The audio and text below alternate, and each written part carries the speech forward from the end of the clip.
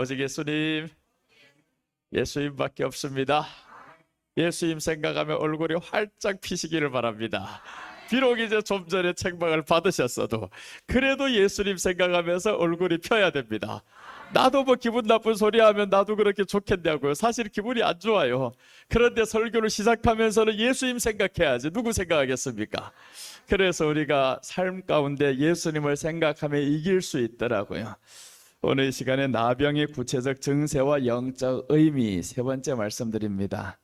나병의 구체적 증세와 영적 의미에 대해서 8가지를 말씀드리는데 지난 2시간을 통해서 6가지를 말씀드렸어요.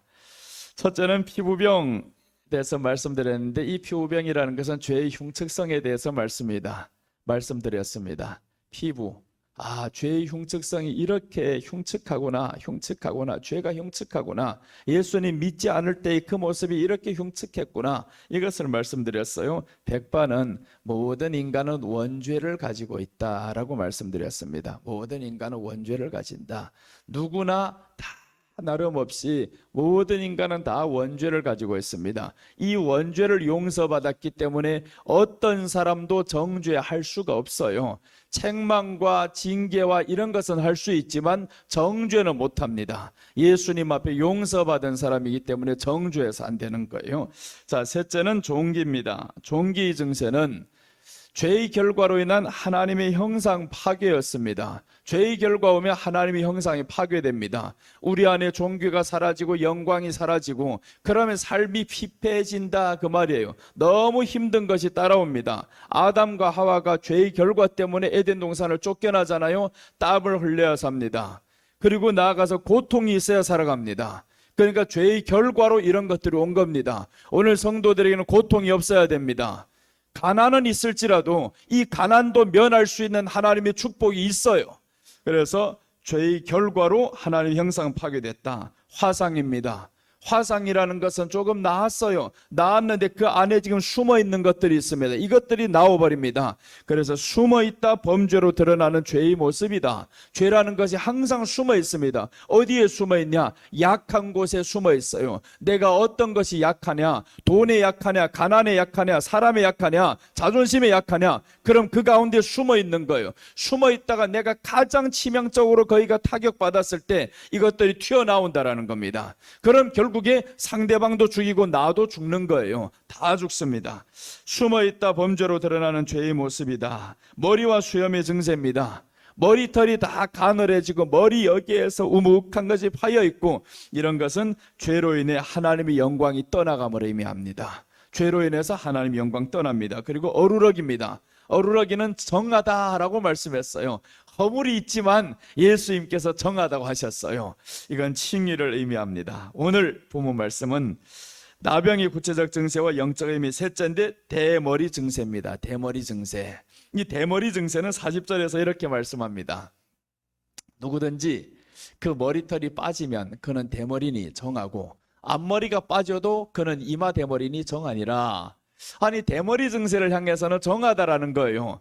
왜 정하다냐면 이것은 더 이상 나지 않습니다. 대머리면 이게 나오겠어요? 정하다. 그럼 이 말이 뭐냐면 머리털이라는 것은 성경에서 영광을 상징했어요. 힘을 상징했었고 아름다움을 상징했습니다. 그럼 뭐가 상실됐냐면 하나님의 영광이 상실됐더라. 아름다움이 상실됐더라. 그리고 그 다음에 힘이 상실됐더라. 그럼 남는 거는 뭐겠습니까? 수치가 남는단 말이에요. 모욕이 남는단 말이에요. 가난이 남고 힘든 것이 남고 이런 것들만 남게 되어 있어요. 그런데 이것을 정하다라고 말씀했습니다.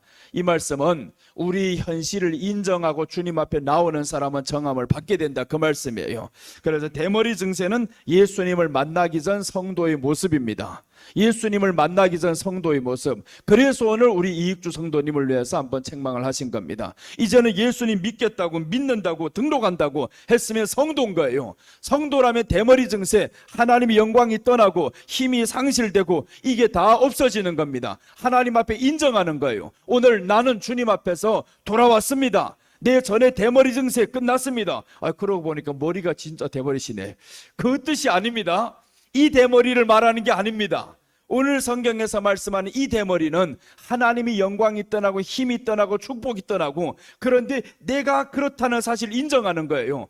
예수님을 믿기 전의 모습이니까, 예수님을 믿었어도 없는 모습이니까. 그래서 이게 내가 대머리 증세입니다. 하나님이 영광이 떠나가니까 수치가 옵니다. 모욕이 옵니다. 당연하잖아요. 하나님의 영광이 떠나가면 모욕이 옵니다. 수치가 옵니다. 가난이 옵니다. 불행이 옵니다. 이건 당연한 이치입니다. 그래서 이 대머리 증세를 통해서 보면 예수님 만나기 전의 모습이 이렇게 불행했구나, 불행한 것을 이제는 인정하는 거예요. 이 불행한 모든 원인이 어디에서 왔냐? 예수님 만나기 전 나의 모습이었구나, 예수님 없어서 그렇구나. 그래서 이제 인정하고 주님 앞에 나오면 정하다라고 하는 겁니다. 그래서 우리는 내 현실의 모습, 죄의 모습, 예수님 만나기 전의 모습을 인정해야 되는데 자꾸 인정 안 하면 그런 문제가 된다라는 겁니다. 이런 사람에게 희망이 없어요. 그래서 성경에 보면, 사무엘하에 보면 이 압살롬이 머리털이 참 많아요. 너무 아름다웠습니다. 자, 보시면 그 머리털이 무거움으로 연말마다 깎았으며 그 머리털을 깎을 때 달아본 즉 왕의 저울로 200세겔이었더라 라고 했습니다. 왕의 저울로 200세겔이면 이 머리털이 너무 많으니까 아름다움을 상징했었고, 그 가운데는 힘이 있었고 사랑받고 이 모든 것들이 있었어요. 근데 이 사람이 이 모든 힘과 아름다움을 어떻게 사용하냐 하면 아버지 다윗을 대적하는 데 사용하고 아버지 첩하고 간음하는 데 사용해버리고, 그랬더니 이 사람이 어떻게 되냐면 이 머리털이 상수리 나무에 걸려가지고 죽어버립니다. 너희 영광으로 생각했던, 힘으로 생각했던 이것이 범죄로 써버리니까 하나님이 다 죽게 만들더라 이겁니다. 아름다우면 뭐합니까? 세상에서 가졌으면 뭐합니까? 그것을 나의 범죄의 도구로 사용했던 이 압살롬은 이렇게 비참하게 마지막에 죽어갑니다. 그래서 머리가 있었던 이 사람도, 영광이 있었던 이 사람도 이럴 수 있어요. 예수님 믿기 전의 모습, 물론 하나님의 축복인데 그것을 하나님의 축복으로 모르고 살아갔던 이 압살롬은 잃어버립니다.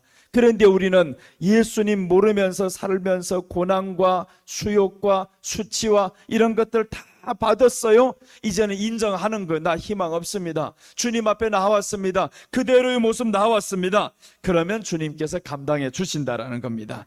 자, 보시면 이사야서 3장 24절 보십니다. 그때 썩은 냄새가 향을 대신하고 노끈이 띠를 대신하고 대머리가 숱한 머리털을 대신하고 굵은 베옷이 화려한 옷을 대신하고 자자한 흔적이 고운 얼굴을 대신할 것이며, 이 그때입니다. 그때 예수님 너를 심판할 그때에는 썩은 냄새가 향을 대신한다잖아요. 썩은 냄새가 향을 대신하면 어쩝니까? 오늘 우리 교회가 디퓨저 사왔어요. 들어오면서 향기로운 냄새가 나죠. 이 향기로운 냄새에다 썩은 냄새를 내가 대신해 버리겠다라는 겁니다. 그러면 하나님의 심판과 영광이 떠나가는 거죠. 그래서 오늘의 우리 현실은 이미 이런 것들이 떠나갔습니다. 예수님 믿기 전의 모습은 이런 것들이 떠나갔어요. 예수님이 없으면 이런 모습이 떠나갑니다. 향기로운 모습이 떠나가고 대머리가 숱한 머리털을 대신하고, 압살롬이 그랬잖아요. 머리털이 많으면 뭐랍니까? 그 머리털로 나를 죽여버렸는데. 그래서 화려한 옷을 베옷이 대신한다라는 거예요. 자자한 흔적이 고운 얼굴을 대신할 것이요. 이게 다 나병의 증세였잖아요. 어루러기 증세, 종기 증세, 화상의 증세, 이런 것들로 다 대신해 버렸습니다. 이게 다 뭐냐 하면 나병은 예수님 떠난 자의 결과고 예수님 만나기 전에 성도의 모습이다 이겁니다. 그러니까 우리가 가끔 가다 보면 예수님 없는 생활을 자꾸 하게 된 거고 또 생각하고, 그러면 하나님의 영광이 떠나고 또 고난이 찾아옵니다. 그러니까 우리는 성도가 예수님 안에서 얼마나 행복한지 이걸 아셔야 됩니다. 예수님 없는 자의 모습이 이렇게 비참했었습니다. 종교가 떠나잖아요. 영광이 떠나가잖아요. 그런 문제가 됩니다. 오늘이 외울 말씀 이사야 32장 8절, 종교한 자는 종교한 일을 계획하나니 그는 항상 종교한 일에 서리라 라고 말씀했어요. 종교한 자는 종교한 일을 항상 계획한다라는 거예요. 그러니까 우리가 예수님 앞에 나온 사람은 이미 종교한 자가 되었으면 종교한 일을 계획합니다. 그리고 항상 종교한 일에 서 있게 돼 있어요. 그러면 종교한 일이 아니고 비천한 자는 어떻게 됐습니까? 항상 비천한 일을 계획하는 거지. 그게 바로 예수님 떠난 자의 모습이에요. 예수님을 모르는 자의 모습. 그러니까 비천하게 되면 안 됩니다. 세상에 살면서 하나님은 사람을 가장 존귀하게 만들어놨어요. 그러면 존귀한 자는 존귀한 것을 계획하는데 왜 자꾸 비천한 것을 생각하느냐는 거예요. 비천한 행동하지 말아야 됩니다. 그래서 우리는 비록 남보다 돈은 적을 수 있습니다. 그러나 돈이 없어도 예수님이 없냐 이거죠. 내가 당신보다 얼굴은 못생겨도 예수님의 형상은 더 멋있다. 그렇게 살아가시기를 바랍니다. 얼굴 비교하는 게 아니에요. 외모 비교하는 게 아닙니다. 돈 자랑하는 게 아닙니다. 오늘 말씀하잖아요. 썩은 냄새가 향을 대신해 버리겠다. 노끈이 띠를 대신해 버리겠다. 이게 다 망하는 거죠. 다. 그러니까 아무리 니들이 화려했어도 예수님이 없는 그 삶은, 성도의 삶에서 예수님이 없던 그 삶이 얼마나 비참했습니까? 그런데 예수님 믿다가도 이런 신세가 된 사람이 있습니다. 그 한 사람을 꼽으라면 오늘 저 압살롬이기도 하고 더 나아가서 가룟 유다이기도 하고 이 엄청난 영광을 누렸던 사람들, 이런 사람들이 지금 비참한 신세가 되잖아요. 예수님이 우리 안에 있다고 하면 존귀한 일을 항상 계획하시기를 바랍니다. 생각하는 모든 것이 존귀한 일이 돼야 됩니다. 입속에서 나오는 말들이 존귀한 말이 돼야 됩니다. 자, 그리고 이제 다시 한번 다른 구절을 보면 다니엘서 9장 8절입니다. 9장 8절 보면 이렇게 말씀합니다. 주여, 수치가 우리에게 돌아오고 우리 왕들과 우리 고관과 조상들에게 돌아온 것은 우리가 주께 범죄하였습니다마는 주 우리 하나님께는 긍휼과 용서하심이 있사오니 이는 우리가 주께 패역하였음이오며 우리 하나님 여호와의 목소리를 듣지 아니하며 여호와께서 그의 종 선지자들에게 부탁하여 우리 앞에 세우신 율법을 행하지 아니하였음이니이다. 자, 보면 수치가 우리에게 돌아온 줄 저 사람들이 알았어요. 이 모든 원인이 왜 그러냐? 우리가 주께 범죄하였다잖아요. 범죄의 내용이 뭐냐 뒤에서 말씀하는데 하나님께는 긍휼과 용서하심이 있는데 우리가 주께 패역했습니다. 여호와의 목소리를 듣지 아니했습니다. 이게 범죄의 내용인 거예요. 패역한 이유가 왜 패역하냐? 하나님의 목소리를 안 듣고 말씀을 안 듣는 거예요. 선지자들이 전해주는 말씀을 듣지 않습니다. 그래서 목사님들이 강단에서 때로는 책망할 때 하나님의 음성으로 듣고 나아가면 이게 복이 되는데 그걸 듣지 않고 마음에 상처받았다 이러고 하면 결국에 저런 꼬라지가 되는 거예요. 그래서 우리들이 우리 앞에 세우신 율법을 행하지 아니하나이다 했잖아요. 그 율법을 어떻게 세우셨냐? 그의 종 선지자들에게 부탁하여 세우셨다라는 겁니다. 그의 종 선지자들에게. 그래서 주의 종들이 책망을 하고 말씀을 전하고 그것을 우리에게 받아들이면 우리가 패역하게 되지 않는데 이걸 다 받지 않는 거예요. 목사님이 하신 말씀 받지도 않고 그러다 보니까 결국에 패역함이 되니까 어떻게 되냐 하면 주께 범죄했으니까 결국에 모든 영광이 사라지게 되죠. 이게 오늘 대머리 증세의 모습입니다. 예수님을 떠난 자, 예수님 만나기 전에 성도의 모습이다라는 거예요. 여러분, 우리는 지금 예수님을 만났어요. 예수님 만났으면 우리는 어떤 모습이 되어야 되냐면 존귀한 자의 모습이 되시기를 바랍니다. 이제는 대머리가 다 덮여가지고 하나님의 영광으로 가득히 채워진 아름다운 사람이 되어야 됩니다. 그래서 성경에 이제 아름다운 여자와 못난 여자를 비교하는 장면이 나옵니다. 라헬은 야곱이 보기에 너무 아름다웠어요. 레아는 야곱이 보기에 아름답지 않았어요. 뚱뚱한, 그래서 뚱뚱한 여자가 아름답지 않다는 게 아닙니다. 그 안은 레아는 눈이 시력이 좋지 않다 이렇게 말씀을 했어요. 시력이 좋지 않다. 시력이 좋지 않으니까 당연히 누가 안 보이냐 하면 남편이 잘 안 보이는 거예요. 그런데 이 라헬은 아름다웠더라. 시력도 좋고 얼굴도 좋고 다 좋은 거예요. 그랬더니 이 라헬이 사랑을 받잖아요. 레아는 사랑을 못 받아요. 이게 이유는 하나입니다. 레아가 사랑받지 못한 이유는 시력이 좋지 않아요. 눈이 안 좋아, 잘 안 보여요. 예수님 말씀이 잘 보이지도 않고 들리지도 않고 그러면 하나님의 사랑이 떠나갑니다. 예수님의 말씀이 우리가 잘 보여지고 들려지기를 축복합니다. 자, 이제 요한복음 19장 23절에는 예수님께서 수치당하는 모습을 오늘 보여주고 있습니다. 요한복음 19장 23절, 군인들이 예수를 십자가에 못 박고 그의 옷을 취하여 네 깃에 나눠 각각 한 깃씩 얻고 속옷도 취하니 이 속옷은 호지 아니하고 위에서부터 통으로 짠 것이라. 예수님께서 십자가에서 옷 벗김을 당합니다. 그리고 이 사람들이 이 옷을 다 나눠서 가져요. 찢어서 나눠서 갖고 속옷도 취해버렸어요. 이런 수치를 당하신 예수님, 왜 수치를 당해야 했을까? 예수님이 당한 수치는 우리가 당해야 될 수치를 이미 받으신 겁니다. 그래서 예수님께서 이제는 우리에게 주시고자 하는 것은 수치가 아니라는 거예요. 예수님이 주고자 하는 축복을 받아야 된다는 겁니다. 그래서 우리가 지금 가난해 있으면 안 되는 거예요. 지금 이렇게 어려워 있으면 안 됩니다. 예수님 믿었던 사람은 이미 수치가 끝난 거예요. 왜 계속 수치 속에 살아가야 되냐고요. 그래서 우리가 하나님 앞에 지혜를 가지고 믿음을 가지고 하면 이 수치는 끝납니다. 그래서 우리가 예수님 안에서 이제는 이 모든 수치가 끝나게 하신 주님 앞에 영광 돌리시기를 바랍니다. 항상 예수님이 이렇게 멋있게 우리를 위해서 다 당해 주셨는데 예수님 당할 때는 얼마나 아팠겠어요. 얼마나 수치스러웁니까? 그것도 일반 사람이 아니에요. 하나님으로서 이 땅에 오셨는데 그분이 사람들에게 당했단 말이에요. 말도 못할 수치를 예수님이 당하시면 우리로 하여금 당하지 말라고 하는 거예요. 근데 우리가 당하게 된 이유는 왜 당했냐? 패역해서 주의 말씀을 듣지 아니하였다라고 하잖아요. 하나님의 말씀을 듣지 않으면 결국에 패역하게 되고 더 나아가서 이렇게 수치로운 삶이 우리에게 올 수밖에 없어요. 그래서 우리는 하나님 앞에 온전히 이 수치, 불행 다 끊어내시기를 바랍니다. 이제는 우리가 불행했더라, 수치스러웠더라 인정하면 되는 거예요. 맞습니다. 예수님 만나지 못한 자의 이 모습은 수치스러울 수밖에 없어요. 불행합니다. 그런데 사람들 모르잖아요. 예수님 믿지 않았는데 자의 수치가 드러나는데도 어떻게 하면 덮을까 이 생각만 한단 말이에요.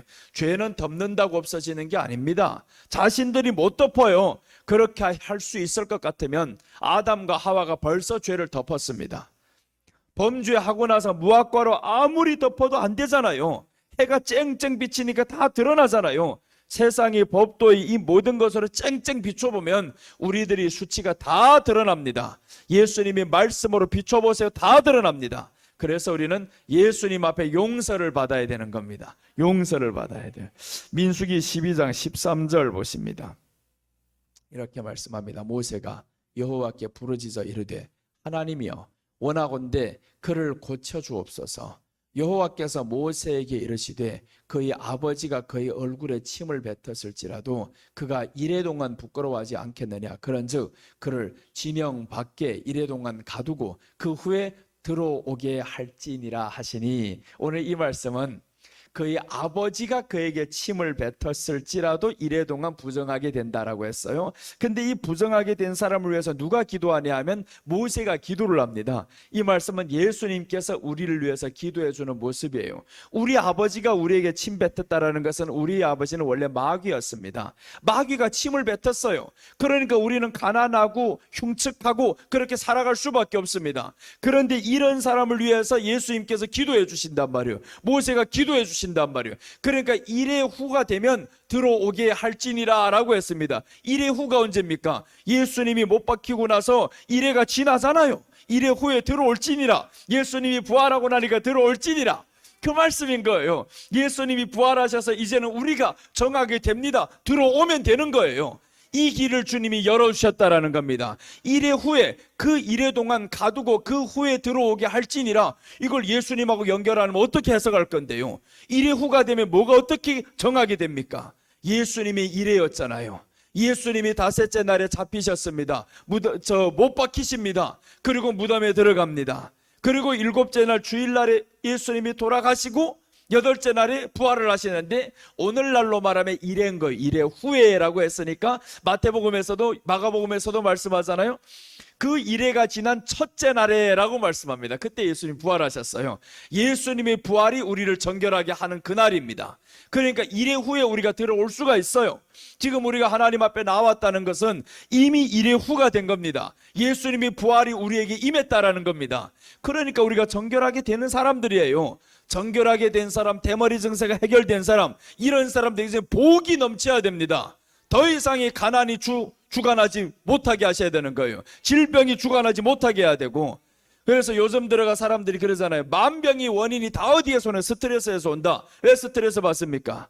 예수님이 이 안에 채워넣고 스트레스 받으면 주님 앞에 기도하고 그래야 되는데 내가 해결하려고 하니까 그런 거예요. 내가 해결하려고.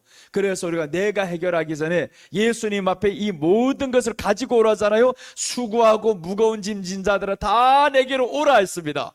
예수님께 오셔가지고 맡겨야 되는데 자꾸 나 하다 보니까 잘 안 되는 거예요. 그래서 우리가 예수님 앞에 온전히 맡기고, 이 내용 때문에 이제 뒤에 미리암, 이 사람들이 반역을 하는 겁니다. 미리암, 또 이제 아론, 이렇게 해서 모세를 책망하고 대적하고 이런 모습들을 보면서 모세가 기도를 해주는 겁니다. 예수님께서 우리 반역을 용서하셨다, 그 말이에요. 우리가 아무리 반역할지라도 미리암이 모세를 반역할지라도 모세가 용서해 주잖아요. 기도를 해 주잖아요.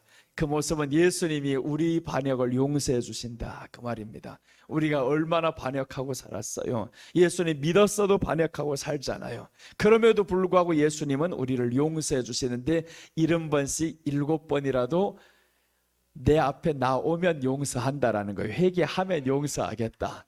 그러니까 우리에게 영원한 용서를 말씀하면서 이것은 또한 영원한 속죄를 의미합니다. 네가 내 앞에 계속 나오기만 하면 죄가 있어도 내가 또 용서하고, 회개하면 또 용서하고, 이 얼마나 큰 은혜예요. 그래서 오늘 나병의 증세 가운데서 7번째는 오늘 이 대머리 증세였습니다. 대머리 증세. 하나님의 영광이 다 떠나가고 수치만 남고 모욕만 남고 불행만 남고 그것을 인정했어요. 주여, 맞습니다. 예수님 없는 나의 모습이 이렇게 불행합니다. 예수님 없는 나의 모습이 이렇게 수치스러웠습니다. 이렇게 예수님 앞에 나오면 정하니라 라고 합니다. 그런데 이 대머리가 머리 없다가 나오는 시간이 있잖아요. 그러니까 우리가 축복받는 그 일에 있어서는 하루아침이 되는 게 아니라는 거예요. 심어도 자라나는 시간이 있는데 예수님을 믿고 나서 하루아침에 부자가 됩니까? 그렇지를 않아요. 예수님이 이 안에 들어와서 이제는 씨가 뿌려졌습니다. 그러면 이 씨가 뿌려지면 내가 예수님 안에 사람처럼 살아야 된단 말이에요. 예수님 안에 들어왔다면서 자꾸 안 믿는 사람처럼 살아가요. 믿기 전에 사람처럼 살아가요. 그러면 축복이 늦다라는 겁니다. 빨리 돌아와 버리고 빨리 변화되어 버리면 그러면 축복이 빨리 오는 거죠. 자, 오늘 8째 마지막입니다. 마지막은 의복의 증세입니다. 의복의 증세는 47절에서 59절까지 말씀인데 49절만 읽겠습니다.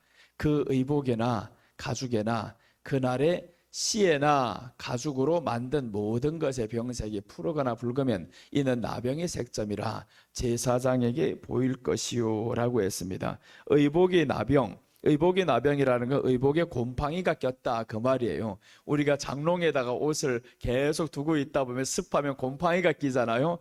그럼 못 입으면 버리면 되는데 이것을 하나님은 오히려 기록해 가지고 들려주게 한단 말이에요. 그러니까 이건 의복의 나병이라는 것은 옷에 대해서 말하는 게 아니구나라는 걸 알 수 있죠. 그래서 이 율법을 기록해서 들려주는 이유가 있습니다. 의복이라는 것은 계시록 19장 뭐라고 말씀하냐면 8절에서 이렇게 말씀합니다. 그에게 빛나고 깨끗한 세마포옷을 입도록 허락하셨으니 이 세마포옷은 성도들의 옳은 행실이로다 하더라. 자, 이제 세마포옷을 입도록 허락했다라는 겁니다. 이게 의복이잖아요. 근데 이 의복이 왜 이 옷을 입어야 되냐면 우리 옷은 이미 곰팡이가 났어요. 다 곰팡이가 나고 입지도 못한다고. 그 곰팡이가 난 것을 보면서 우리는 현실을 인정하는 거예요. 내 행실이 이렇게 더러웠구나. 그래서 오늘 이 행실에 대해서 주님이 말씀하는데 성도의 행위 죄를 의미하는 게 의복이 곰팡이고 의복이 나병인 거예요. 그래서 우리 안에는 예수님을 믿었으면 성도의 행실도 옳은 행실이 나와야 된다라는 겁니다. 옳은 행실이 나와야 된다. 옳은 행실이 많이 나오면 그 사람에게는 나쁜 것들이 계속 끊어진단 말이에요. 우리가 세상에서 잘못되는 게 나쁜 행실이 많으면 세상에서도 처벌받아요. 형벌을 받는단 말이에요. 그러면 좋은 것들이 못 들은 나쁜 사람에게 어떻게 나쁜 사람만 붙지 좋은 사람이 안 붙어요. 내가 자꾸 도둑질만 하는데 그럼 어떤 사람만 만나고 돌아다니겠냐고요. 도둑질하는 방법만 계속 배우지. 그러면 붙잡는 거는 경찰들만 붙잡아요. 그럼 내가 최후는 안 봐도 뻔한 돌이잖아요, 이거는. 그럼 우리가 좋은 일만 하고 돌아다녀요, 자꾸. 이 안에 선한 행실만 자꾸 나오고 옳은 행실만 나오면 그럼 옳은 사람들만 붙어버리니까, 그러니까 잘 되는 것만 계속 드러나는 거, 또 잘 되고 또 잘 되고. 그래서 우리가 행실을 끊어야 된다라는 겁니다. 이 행실은 우리 몸에서 나오고 배겨야 되는 거예요. 아예 악한 생각 조금이라도 나오지 말고, 부정한 말 조금이라도 나오지 말고, 그렇게 해야만 행실로 인해서 하나님 앞에 축복을 주십니다. 행실이 왜 중요하냐면 행실로 인해 구원은 받지 못합니다. 그러나 행실로 인해서는 이 땅에선 축복은 받습니다. 구원은 예수님의 은혜로 받는 겁니다. 예수님을 믿음으로 구원을 받았어요. 그에 따라서 행실이 나오면 이 땅에서 축복을 받는 거예요. 그래서 예수님이 말씀하죠. 누구든지 내 이름을 믿어가지고 땅에서 전토를 벌인 자나 부모 형제를 벌인 자나 이 땅에서 여러 배를 받고 100배를 받지 못할 자가 없느니라 라고 했단 말이에요. 땅에서 복을 받는다 이거예요. 행실로 인해 가지고 내가 소중한 것들을 포기했어요. 주님을 위해서 따랐습니다. 희생했습니다. 그럼 주님이 축복해 주시겠다 그 말이 아닙니까? 이 땅에서도 100배를 받는데 고난을 더불어 같이 받는다라고 했어요. 고난이 옵니다. 선한 행실을 옳은 행실을 하려면 고난이 오지 않겠냐고요. 고난이 오죠. 그래서 나병의 증세는 성도의 행위의 죄를 의미하는데 우리 행위 가운데서도 죄를 끊어야 됩니다. 자, 계시록 22장 14절 보면 이렇게 말씀합니다. 자기 두루마리를 빠는 자들은 복이 있나니 이는 그들이 생명나무에 나아가며 문들을 통하여 성에 들어갈 권세를 받으려 함이로다. 두루마기를 빤다라는 것은 회개하는 자들을 의미합니다. 회개하는 자. 회개하는 자가 복이 있다라는 거죠. 그러니까 우리가 이 땅에서 두 가지 회개를 꼭 해야 되는 겁니다. 예수님을 잘못 믿었던 죄를 회개해야 되고 행실에 나왔던 잘못된 행동들을 또한 회개해야 되고 그래서 이 두 가지를 회개하는 사람들이 어떤 사람이나 복이 있는 사람이라는 거예요. 그래서 우리가 회개하는 건 전혀 창피한 일이 아닙니다. 저주받을 일 더욱이 아니에요. 그래서 우리가 사람들 사이에도 마찬가지입니다. 잘못한 거 있으면 죄송합니다, 미안합니다 이렇게 계속 습관화 되시기를 바랍니다. 자꾸 미안합니다, 죄송합니다 이 말이 쉽게 나와야 되는데 그 말이 너무 어려워요. 미안합니다 말이 나오려고 해도 잘 안 돼요. 그러면 그 사람에게는 화가 따릅니다. 왜 그러냐면 입속에서 미안합니다 말이 적은 사람들은 이런 사람에게는 사람이 잘 안 붙어요. 다 자기가 맞는데 다 맞다고 하는 사람 누가 그 사람에게 붙겠냐고요. 사람은 어떤 사람이 붙냐면 겸손한 사람에게 사람이 붙어요. 항상 겸손하고 미안합니다, 죄송합니다 상대방을 나보다 낮게 여기고 이런 사람에게 사람이 붙는 거예요. 그래서 빌립보서에서 말씀하죠. 나보다 남을 낮게 여기고 이런 사람에게 사람이 붙는 거예요. 그래서 여러분 우리가 나보다 남을 낮게 여기시기를 바랍니다. 정말 나보다 더 나은 사람이에요. 그렇게 진짜로 생각하시고 나보다 더 낫지 누구 옆 사람을 에이 저 사람은 나보다 못해 하는 거 봐도 못해 이런 사람은 불행이 찾아옵니다. 그럼 너보다 더 똑똑한 사람 누구냐? 그 사람한테 한번 가봐라. 어떻게 너를 생각할까? 그렇잖아요. 그러니까 나보다 더 똑똑한 못한 사람은 이래서 안 되고 잘난 사람은 너를 그럼 또 그렇게 보겠냐고요. 그렇게 잘난 척하는 사람을 누가 또 그 사람을 쳐다볼 거예요? 안 봅니다. 그러니까 우리가 항상 주님 안에서 겸손하게 나보다 남을 낮게 여기고 신앙의 행실로 항상 증명을 하셔야 되는 겁니다. 이 안에 신앙의 행실로. 그래서 오늘 조금 불편하더라도 불편한 소리를 하신 겁니다. 신앙의 행실을 우리가 주님 앞에 지켜야 되는 거예요. 자, 그 다음에 디도서 1장 16절 보시면 그들이 하나님을 시인하나 행위로는 부인하니 가증한 자요 복종하지 아니하는 자요 모든 선한 일을 버리는 자니라. 이런 사람이 있어요. 입으로는 하나님을 믿어요, 시인합니다. 그런데 행위로는 부인한다라는 행위가 없다 이 말이죠. 그래서 우리가 행위가 있어야 됩니다. 행위가 없으면 안 되는 거예요. 그리고 나아가서 복종하지 아니하는 자요 모든 선한 일을 버리는 자니라. 행위가 반드시 나와야 됩니다. 예수님도 이 행위에 대해서 엄청나게 책망을 합니다. 마태복음 7장 26절 27절입니다. 나의 이 말을 듣고 행하지 아니하는 자는 그 집을 모래 위에 지은 어리석은 사람 같으니 비가 내리고 창수가 나고 바람이 불어 그 집에 부딪힘에 무너져 그 무너짐이 심하니라. 이건 이 땅에서 아닙니까? 하나님의 말씀을 듣고 행하지 않으면 모래 위에 지은 집 같다. 그리고 우리가 이 땅에서도 복을 받지 못하잖아요. 비가 내리고 창수가 나고 하는데 바람이 불어. 이건 환난을 의미합니다. 환난이 올 때 행실이 없고 이런 사람들은 쉽게 무너지리라 라는 거예요. 쉽게 무너집니다. 지금 보세요. 코로나 때문에 무너지는 사람들 얼마나 많고 신앙인들도 얼마나 많이 떠납니까? 왜 신앙인들이 코로나가 있는데 교회를 떠나야 됩니까? 떠나면 안 되죠. 더 붙어 있어야 되고 더 하나님 앞에 나와야 되는데 조금만 어려움이 있다고. 그게 뭔 어려움이에요? 이런 바람이 불 때 네가 기초가 안 되니까, 행함이 없었으니까. 예배 평소에 소중히 생각했던 사람들 보세요. 교회 떠난 사람 있는가? 우리 교회 한번 생각해 봐봐요. 안 나오는 사람들 정말 예배를 소중히 생각했었나 한번 봐봐요. 그래서 난 떠난 사람들은 떠나가라 그거예요. 원래 예배에 중요시 안 했던 사람은 어차피 떠나가게 되어 있습니다. 물론 초신자들은 아니에요. 초신자들이 이런 사람들 또다시 우리가 모셔와야 됩니다. 정말 저들을 위해서 기도하고. 그러나 떠나게 될 사람들은 어떤 사람이 떠나냐 하면 이 말을 행하지 않은 자, 모래 위에 지은 자들이에요. 예배의 행위가 없었단 말이에요. 예배의 소중함을 몰랐었고, 교회 안에 예배를 이렇게 일찍 나와서 사람들 같이 정말 뜨겁게 찬양하고 기도하고 이런 예배의 행위가 자꾸 쌓여져 봐요. 교회를 향한 그 마음이 있지 않겠냐고요. 얼마나 뜨거움이 있겠냐고요. 그래서 우리가 예배 드릴 때도 자꾸 하나님 앞에 뜨거움으로 나와야 되고 행위가 나와야 되고, 하나님 앞에 이런 예배의 소홀함이 자꾸 있다 보면 결국 교회 떠나는 거는요, 시간 문제입니다. 정말 시간 문제 되는 거예요. 그래서 여러분은 정말 이제 하나님 앞에 예배로 자기의 행위를 보여드리셔야 됩니다. 하나님이 가장 요구하는 바가 뭐냐면, 우리 일체 다른 행동도 좋지만 1순위가 예배의 행위예요. 예배의 행위를 하나님 앞에 온전히 보여드리면 그럼 정말 얼마나 기뻐하겠어요. 또 내 자랑을 하나 할게요. 나는 진짜 예배를 어릴 적부터 소홀히 한 적이 없습니다. 정말 예배 한번 드리고 자전거 타고 막 교회 가다가 뒤에다 태우고 이렇게 가다가 밤에 비 오는 날에 또 가다가 넘어져가지고 차가 뒤에 오는데 확 넘어졌는데 바로 일어나야 되는 거예요. 안 그러면 차에 치울까봐 또 바로 일어나고, 이런 예배의 소홀히 여기는 게 한 번도 없었단 말이에요. 그 먼 길에서 자전거 타고 저 교회까지 간다고, 그 교회까지 가다가 하나님이 온나 그래서 이사 나오게 만들었어요. 무슨 환경을 통해 저 시골에 있다가 이제 도시로 이사 나오니까 교회가 가까워졌어요. 그러니까 다리를 건너가니까 10분이니까 교회 간단 말이에요. 자전거 타고 한 8km를 그렇게 다니고 했었는데 그 8km를 자전거 타고 다녔어요. 그때는 이제 돈이 없으니까, 돈이 아까우니까, 돈이 어디 있습니까? 교회에서 이만큼 조금밖에 안 주는데 지금 300원 받고 했어요. 300원은 우리 돈 지금 얼마예요? 5만 원, 6만 원이지.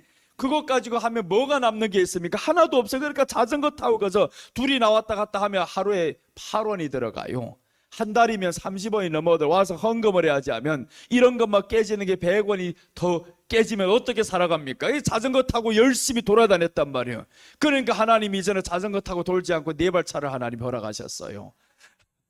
여러분, 우리가 예배를 하나님 앞에 소홀히 하지 않다 보면 하나님은 아십니다. 반드시 축복합니다. 가장 축복받는 행실이 보니까 예배더라고요. 물론 남을 도와주고 긍휼히 이런 게 다 좋습니다. 그러나 1순위를 꼽으라 하면 예배예요. 하나님이 예배 드릴 때 그 예배의 행위를 보고, 마리아 보세요. 이 마리아가 예배 드릴 때 예수님 앞에 그 발 앞에서 앉아 있었더니 문제 생겼을 때 가장 먼저 예수님 앞에 튀어가잖아요. 그러니까 마리아를 주님이 얼마나 기억하십니까? 이렇게 예배 헌신했던 사람이 또한 주님 앞에 헌신을 할 수 있어요. 그 사람이 믿음이 있으니까 자기 나드 한 건을 깨뜨린단 말이에요. 그 나드 한 건 깨뜨렸다는 건 돈 문제가 아닙니다. 이건 주님의 장사를 준비하는 믿음이 들어갔다는 거예요. 예수님은요, 죽어서 장사하는 분이 아니에요. 살아서 장사를 해야 됩니다. 살아서. 그 믿음이 누구에게 들어갔냐? 마리아에게 들어갔다라는 거예요. 세상에 어떤 사람도 그 믿음을 가진 사람 없습니다. 심지어 칭찬받았던 모든 백부장이고 누구고 다 안 됩니다. 베드로도 안 되는 거예요. 어떤 사람도 그 믿음이 들어간 사람 없어요. 그런데 이 마리아는 살아서 이분을 장사해야 된다는 그 믿음이 어디에서 왔겠습니까? 말씀을 발 앞에서 열심히 들었잖아요. 예배에 충실했잖아요. 그러니까 이 사람이 그 믿음이 들어가니까 내 복음이 전하는 곳에 이 여자의 행한 일도 기억하리라 라고 합니다. 끝까지 기억하겠다. 이렇게 마리아가 할 수 있었던 이유가 있습니다. 예배였습니다. 말씀을 열심히 들었어요. 발 앞에 앉아서 들었습니다. 남들은 참 마리아 이 사람들은 막 가서 분주해요. 예수님이 왔는데 빨리 봉사를 하고 반찬 만들고 집안 닦고 쓸고 해야지. 예수님이 우리 집에 올 때 집안 닦고 쓸고 보는 게 아닙니다. 목사가 성도 가정에 신방 갈 때 집안 개꼬라지 보러 가는 게 아니란 말이에요. 그 꼬라지가 어떻고 뭐고 관심도 없습니다. 목사에게 관심은 그 사람이에요. 그 사람과 그저 앉아가지고 어떤 대화를 나눌까, 예배 드릴까, 신명이 어떨까. 목사도 그런데 예수님이 우리에게 올 때는 어떤 마음이겠냐고요. 우리 외모 이따위에 관심도 없어요. 그러니까 주님이 요구하는 바는 오직 하나예요. 네가 나를 진짜로 모시고 영접할 만한 마음을 가지라. 그게 바로 마리아였잖아요. 마리아는 예수님 발 앞에만 앉아있고 몇 시간을 들었는지 며칠을 들었는지 몰라요. 그러니까 하도 답답하니까 이 마르다가 답답해서 예수님 어떻게 저렇게 내가 이렇게 수고하는 게 보이지 않아요? 이 말은 다시 말하면 뭐예요? 목사님 나 혼자 교회에서 이렇게 봉사하고 충성하는 게 안 보입니까? 이 말이지. 항의를 하는 거지 목사님한테. 그랬더니 예수님 목사님이 뭐라고 하시냐면 너도 옳은 일을 하고 마리아는 옳은 일을, 좋은 일을 선택했느니라 라고 했습니다. 좋은 일을 했다. 네가 너무 분주하게 하지 말라. 한 가지만 제대로 해라는 거. 한 가지만 제대로 하면 되는데 이 일하고 저 일하고 막 난리가 났어요. 근데 예수님이 관심은 그 집에 들어와서부터 살림을 보지도 않습니다. 오직 발 앞에서 말씀을 듣는 이 마리아만 보는 거예요. 예수님, 그렇다면 우리도 마찬가지로 살림에 너무 깨끗하고 뭐고 그게 둘째입니다. 항상 1순위는 예수님 놓으시기 바랍니다. 말씀을 놓으시기 바랍니다. 말씀을 읽는 시간을 놓쳐버리고 일을 다 하다 보니까 몸이 마지막에 피곤해졌어요. 그런 말씀을 읽겠냐고요. 힘들어지지. 그러니까 우리 1순위는 예수님 말씀을 두셔야 된다는 겁니다. 말씀을 두시면 주님은 반드시 축복하십니다. 골로새서 3장 9절 10절 보십니다. 너희가 서로 거짓말을 하지 말라. 옛사람과 그 행위를 벗어버리고 새 사람을 입었으니 이는 자기를 창조하신 이 형상을 따라 자기에게 새롭게 하심을 입은 자니라. 거짓말이라는 게 뭐냐 하면 창조주 하나님을 보세요. 서로 거짓말을 하지 말라. 옛사람과 그 행위를 벗어버리라고 해서 옛사람은 마귀에게 속한 자예요. 마귀에게 속한 자가 옛사람입니다. 새 사람을 입었다라는 거예요. 우리가 새 사람을 어떻게 입었어요? 예수님이라는 진리로 입었습니다. 그럼 서로 거짓말을 하지 말라라는 것은 진리를 말하라 이 말이죠. 거짓말, 진리를 말 못하는 사람이 바로 거짓말하는 자예요. 이는 자기를 창조하신 이 형상을 따라 지식에까지 새롭게 하심을 입은 자니라. 그러니까 우리가 지식에까지 새로움을 다 받아야 되는 거예요. 지식에까지 이 안에 있는 모든 것에까지 이제는 거짓이 떠나가야 되고 진리로만 채워야 됩니다. 그래서 계속 말씀을 외우고 말씀을 채우고 해야 된다는 것이 지식에까지 새롭게 하심을 입게 하였느니라. 우리 지식에는 뭐가 찼어요? 지금 세상 것들로 차 있으니까 하나님 말씀이 순종이 안 된단 말이에요. 그러니까 지식에까지 하나님 말씀을 채워라. 이걸 채우면 그러면 진실이 나오고 진리가 나오고 거짓이 안 나옵니다. 진리라 하면 이젠 좋은 거예요. 예배라 하면 좋고요. 하나님 말씀 지킨다 하면 좋고요. 지식에까지 차면 좋아집니다. 사람이 언제 병드냐 하면 세포 구석구석까지 다 망가져야만이 마지막에 죽을 병이 든단 말이에요. 그러니까 이 세포가 망가지기 전에 우리가 건강해지자면 세포 구석구석까지 다 건강한 세포들이 이게 들어가면 병이 떠나가잖아요. 그런 것처럼 우리 안에 지식으로 하나님 말씀의 지식에까지 꽉 채우는 거예요. 계속 채우다 보면 이렇게 우리 5년만 하면요 성경을 오독을 하고 외우는 성경 구절이 얼마나 많겠어요.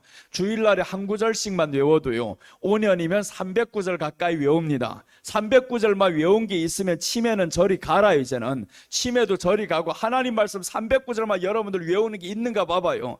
그러면 30년을 그렇게 믿었다 해봐봐요. 이게 얼마나 많은 구절들이 왔겠는가고. 세상의 거는 그렇게 기억하고 많이 보는데 하나님 말씀 한 주일에 한 절도 안 하겠냐고요.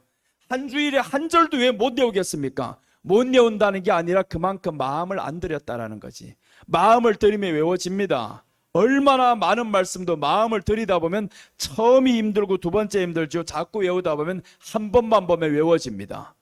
그래서 우리가 그 안에 좀 귀를 기울이고 마음을 기울이고 하나님 앞에 나아갑시다. 이제 우리가 정예병이 돼야 됩니다. 우리 성도들은 정말 예수님의 정예병이 딱 되어가지고 어떤 외적들이 쳐들어와도 내가 있는 한 지키리라.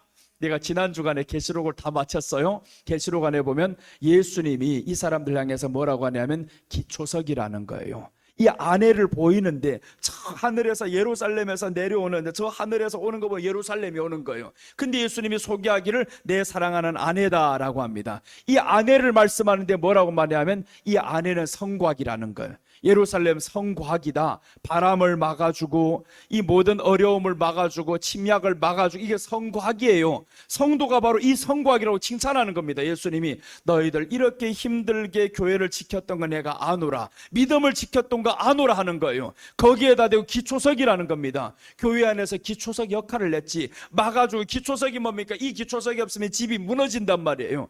그러니까 그 12기초석이 딱 교회를 지키고 있는 겁니다.